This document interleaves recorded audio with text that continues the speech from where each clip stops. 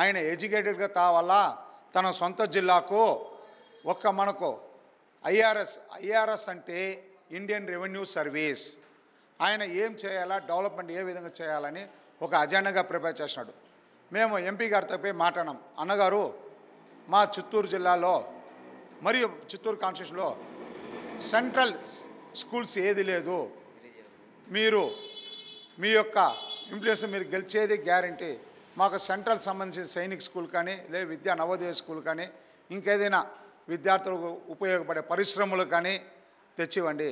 ఆయన ఒకే మాట చెప్పినారు అన్నగారు ఎంపీ గారు, అది విద్యావంతుడు తెలిసిన ఆయన సారు, అయ్యా మీది వచ్చి చిత్తూరు, ఈ పక్క తమిళనాడు ప్రాంతము, ఈ పక్క కర్ణాటక ప్రాంతము, తప్పకుండా నేను పరిశ్రమలు పెడతాను, ప్రతి ఒక్కరికి ఇక్కడ వనరులు దానికి తగినట్టుగా ఏది ఉంటే ఇండస్ట్రీలో దానికి తగినట్టుగా నేను ఇండస్ట్రీ పెట్టి మీకు ఉద్యోగం కల్పిస్తాను.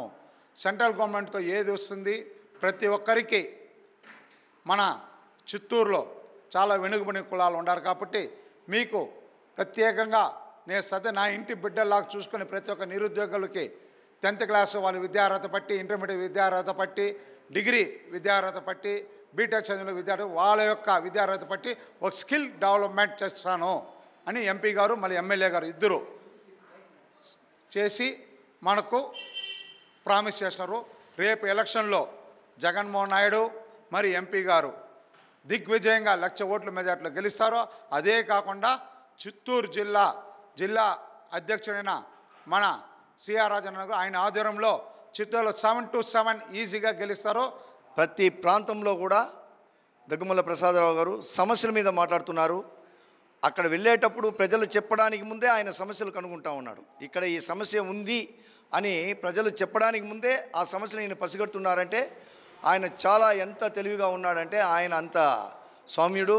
ప్రజల సమస్యలను ఆయనే ప్రసంగిస్తూ ఎంపీ నిధుల నుంచి కూడా నేను ఇటువంటి సమస్యలు తీర్చగలిగిన వాటికి నేను తీర్చగలనని చెప్పేసి హామీలు ఇవ్వడమే కాకుండా ప్రజలతో చాలా మమేకమై చాలా సౌమ్యంగా మాట్లాడుతూ చాలా ఓపికగా ప్రజలతో ప్రతి ఒక్కరితో మాట్లాడుతూ అందరిని కలుపుకుంటూ నియోజకవర్గ అభ్యర్థులతో కూడా చాలా సౌమ్యంగా ఉంటూ ఈ పార్లమెంటు మొత్తం ఆయన తిరగడం చూస్తుంటే మంచి వ్యక్తిని ఇన్ని రోజులకు మనము పార్లమెంట్ నియోజకవర్గంలో ఒక ఎంపీ క్యాండిడేట్గా మనం చూస్తాము.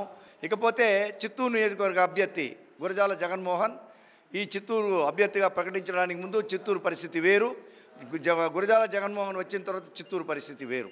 తెలుగుదేశం పార్టీలో మంచి ఊపు వచ్చింది.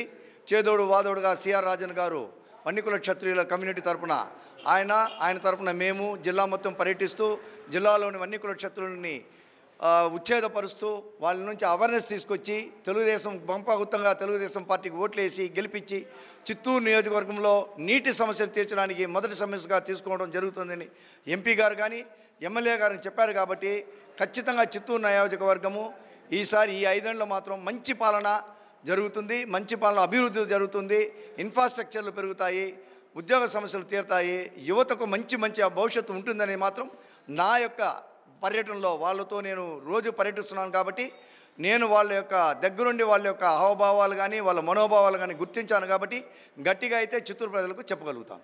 ఇక్కడ ఎమ్మెల్యే అభ్యర్థిగా గురుజాల జగన్మోహన్ గారికి ఎమ్మెల్యే టికెట్ కేటాయించడం జరిగింది. కావున మేము అమూల్యమైన ఓటుని గురుజాల గారికి వేసి చిత్తూరు డెవలప్మెంట్కి అందరూ కలిసి ప్రోత్సహించండి. అదే రకంగా ఎంపీ అభ్యర్థిగా దగ్గుమల్ల ప్రసాదరావు గారికి ఓటు వేసి ఈ పార్లమెంట్ డెవలప్మెంట్కి ఆయన ఎస్సీలకి ఎంతో మంచి చేస్తాడనేసి తెలుస్తూ ఉంది. అదే రకంగా మన పార్లమెంట్ డెవలప్ అవుతుంది. బాగా చదువుకున్న వ్యక్తి కాబట్టి అందరూ ఆయనకి మీ విలువైన ఓట్లు వేసి గెలిపించడం కోరుకుంటున్నాం. గురుజాల జగన్మోహన్ గారిని అత్యంత మెజారిటీతో చిత్తూరులో ఈసారి ఖచ్చితంగా మనము గెలిపించుకుంటున్నాం. ఇది టీడీపీ, జనసేన, బీజేపీ ప్రతి ఒక్కరూ తీసుకున్న నిర్ణయం.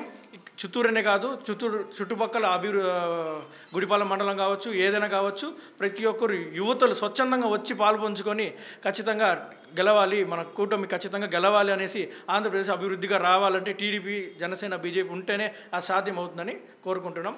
గురుజాల జగన్మోహన్ గారిని ఖచ్చితంగా గెలిపించుకోవాలని ప్రతి ఒక్కరిని కోరుకుంటున్నాం.